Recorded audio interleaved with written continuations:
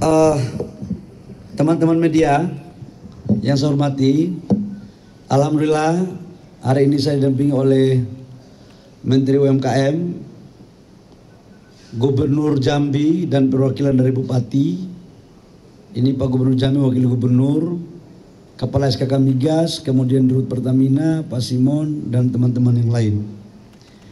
Kami baru selesai rapat untuk membahas tindak lanjut dan persiapan implementasi sumur-sumur masyarakat yang sudah kita inventarisir untuk segera dijalankan agar mereka mempunyai legalitas.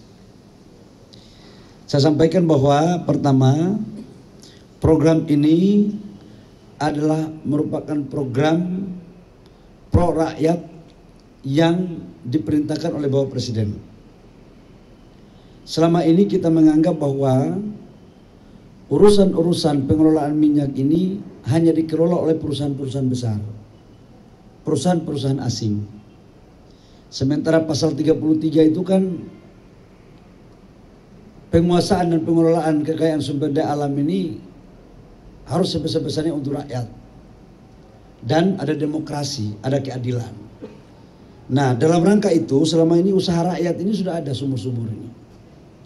Tapi mereka nggak punya legal, mohon maaf kadang-kadang dikejar oleh oknum-oknum.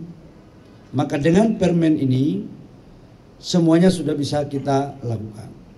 Cara kerjanya adalah Dirjen saya dan SKK Migas sudah menginventarisir polanya dari bawah, dari Bupati Wali Kota ke Gubernur. Sudah menginventarisir kurang lebih sekitar 45.000 potensi sumur yang selama ini dikelola oleh rakyat. Ini kita serahkan kepada rakyat, kepada daerah lewat koperasi, UMKM dan BUMD. Dengan memperhatikan pengelolaannya, keselamatan, baik keselamatan kerja maupun dalam aspek lingkungan. Tadi kita sudah rapat juga dengan Menteri LH yang diwakili oleh Sekjennya, akan diberikan guidance secara baik, dan Pertamina sebagai K3S untuk juga memberikan pendampingan dalam rangka implementasi agar jaminan keselamatan kerja bisa dijaga dan lingkungan terjaga. Dalam implementasinya, seluruh hasil sumur-sumur rakyat dari hasil itu dibeli oleh Pertamina atau K3S lain yang punya refinery dengan harga kurang lebih 80% dari ICP. Ini tujuannya apa? Agar rakyat diberikan kepastian untuk siapa yang membeli dan berapa harganya. Dan ini perputaran ekonomi di daerah akan terjadi karena langsung dibayar di daerah, dan perputaran ekonominya dan penciptaan lapangan pekerjaan pun terjadi. Bapak Ibu semua, ini adalah terobosan dari Bapak Presiden yang memerintahkan kepada saya. Dalam hitungan kami, saya tidak tahu kalau pasca reformasi itu belum pernah ada kebijakan ini. Dulu sudah ada, Pak Gubernur sudah ada. Baru pertama kali ini, menurut saya kan jadi Menteri SDM baru 1 tahun. Menurut Dirjen dan Gubernur-Gubernur ini, belum pernah ini terjadi. Dan ini adalah program pro rakyat. Kita pingin rakyat juga bisa memanfaatkan, mengoptimalkan usaha-usaha yang selama ini sudah ada di daerah masing-masing. Dan ini mampu menciptakan lapangan pekerjaan yang cukup signifikan. Saya juga sampaikan bahwa pikiran ini datang juga dari Menteri UMKM untuk meminta agar UMKM itu dilibatkan.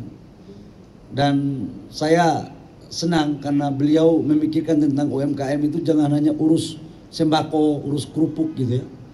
Ya sekali-sekali UMKM urus minyak, karena Menteri UMKM ini latar belakangnya memang kerja di migas. Jadi ini namanya UMKM modern. Saya pikir itu sebagai pengantar dari saya persilakan ada pertanyaan kepada siapa saja, pasti akan dijawab secara lugas oleh tim kami ini. Silakan. Berarti ini boleh ditegaskan seperti apa Pak, atau B2B nantinya, dan K3S saja tidak ada yang langsung berhubungan dengan koperasi atau UMKM untuk bisa menyerap minyak? Selama dia di wilayah kerjanya dan dia punya refinery, nggak ada masalah. Jadi tidak mesti di Pertamina, tapi selama K3S-nya itu punya refinery, karena kan dia harus jual dan kemudian dikelola. Jangan lagi ada isu bahwa ini satu pintu beli Pertamina, ya. Soalnya kan sekarang saya takut sekali, tangan saya aja bisa jadi viral kan soalnya, apalagi omongan gitu. Jadi yang sudah berkontrak Pertamina dan UMKM bisa jalan langsung Pak ya sekarang? Langsung bisa jalan. Jadi dari sini karena UMKM-nya pun, koperasinya pun, kemudian BUMD-nya pun direkomendasikan oleh kepala daerah. Bukan ditunjuk serta-merta dari pusat.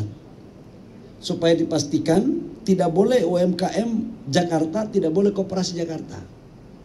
Kita ingin menjadikan orang daerah menjadi tuan di negerinya sendiri. Jadi biarkan orang daerah sendiri yang mengurus. Itu ya.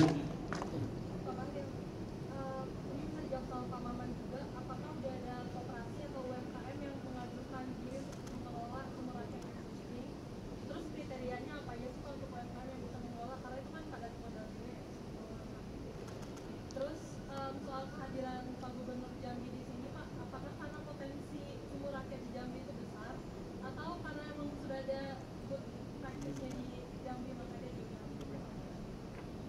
Nanti ditambahkan ya oleh Pak Gubernur sama Pak Maman. Yang pertama adalah, sekali lagi saya ulangi, koperasi, UMKM, BUMD itu direkomendasikan oleh kepala daerah, bupati, gubernur. Jadi kalau ditanya sudah ada, sudah ada. Bahkan diajukan bukan satu atau dua, beberapa. Tetapi dalam aturan main kan ada, nanti kita verifikasi yang memenuhi syarat. Yang kedua, menyangkut dengan kemampuan, saya percaya gubernur sama bupati tidak mungkin merekomendasikan sesuatu yang tidak mampu. Yang tahu daerah adalah kepala daerah. Jangan saya menteri merasa sok tahu tentang daerah, sekalipun kadang-kadang tahu juga. Gitu. Tapi kita tidak boleh merasa sok tahu, gitu. Karena itu butuh kolaborasi antara kerjasama kepala daerah dengan kementerian. Apalagi yang tadi? Oh, jadi saya belum jelaskan tadi ya, mohon maaf. Ada beberapa provinsi yang mempunyai sumur. Ada 6, Sumsel, Jambi, Aceh, Sumut, Jawa Tengah, Jawa Timur.